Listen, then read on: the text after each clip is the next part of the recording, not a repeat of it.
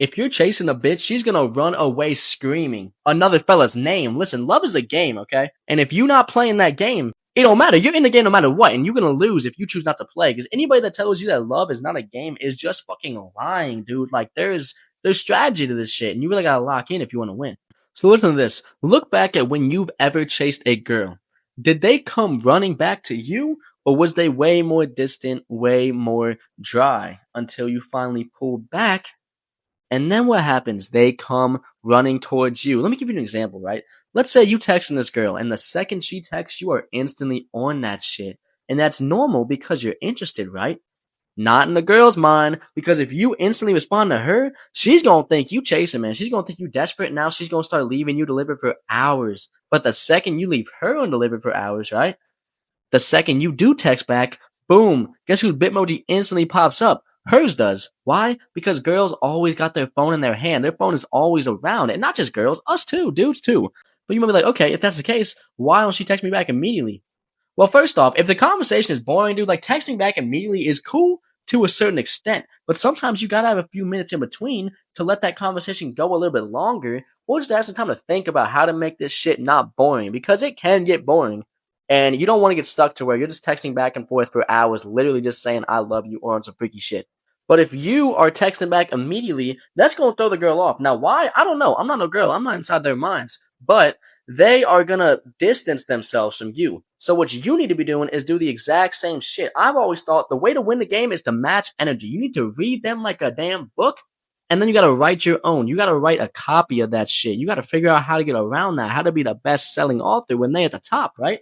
So if you're the one that's always asking to hang out, stop asking. Just stop. Even if you're the one that's interested, at first, yes, it has to be you because she isn't really getting to know you yet. So if you're the one that's asked her out, then okay, you gotta start doing it for the first couple times. But once you've hit 3 times in a row that you've hung out and it was always you that asked, stop. Stop for a second. Stop watering that plant and see if it still grows. First off, you need to see if she's actually interested or not. Because if she's coming around, she's hanging out, and you have a great time, you're going to think, yeah, she's interested. But if she never once asked to hang out with you, no, she's not. It may seem like y'all having a good time, but she's not interested if she isn't wanting to hang out with you outside of whatever it is. So stop for a second, stop watering that plant, and see what she does. Because if she don't say nothing back, she's not interested, brother. Let her text first.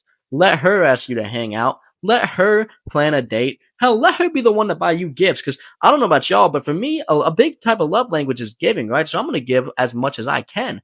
But you got to really look at shit and be like, hold up, what is she giving back? And if the only answer is some pussy, you're wrong. Like, you're not doing this shit right. If you constantly buying her gifts, you constantly taking her out to eat, you always the one to get her and you go somewhere, but she ain't never really want to do nothing for you, then that's a problem. And you need to step back and you need to say, wait, I'm doing way too much. And that, even at that point, if you stop giving gifts and she's still not giving any gifts, you need to have a serious conversation. You need to be like, listen, lady, what's going on here? Because I'm giving my all. I'm giving everything I have. And it seems like you're not giving anything. Now, you need to keep in mind, even if they don't have money, like they can't buy you something, they at least are going to have at least a little bit of time to do something for you. Like, it doesn't matter what they get you, man.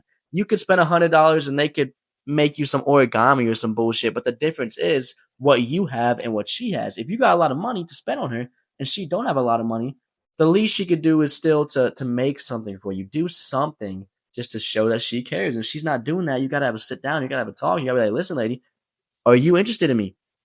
And they might say yes. You got to be like, look, I'm putting way more down than you are putting down. And that's an issue.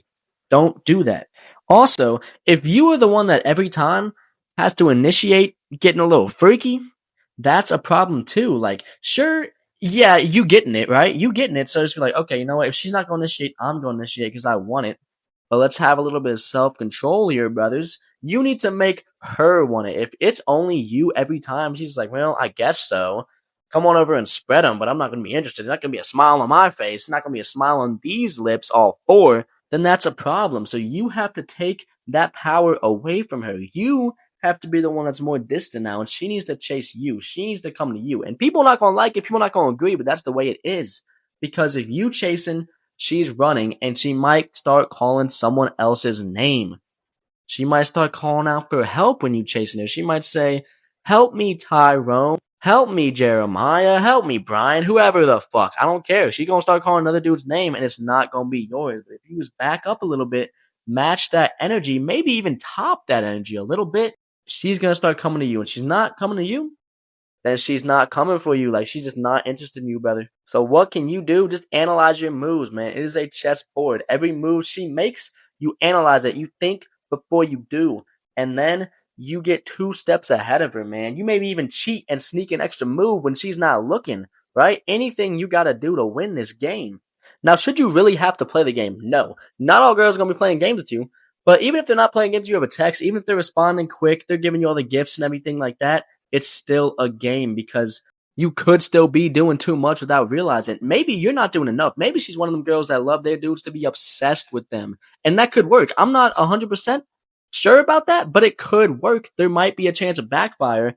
But if you're doing a little bit, you kind of on that back off zone right now, and she wants you to be doing everything for her, go for it if you're with that, brother. Like, that's how you play the game there. It just depends on the woman, but you have to match the energy and top it. That's the main thing. You have to see what they're doing, see how they're moving, and then you move faster. And that is going to be how you not only get the cheeks, but maybe even take it a step further and bag that if you're interested. So play the game, win the game. Peace.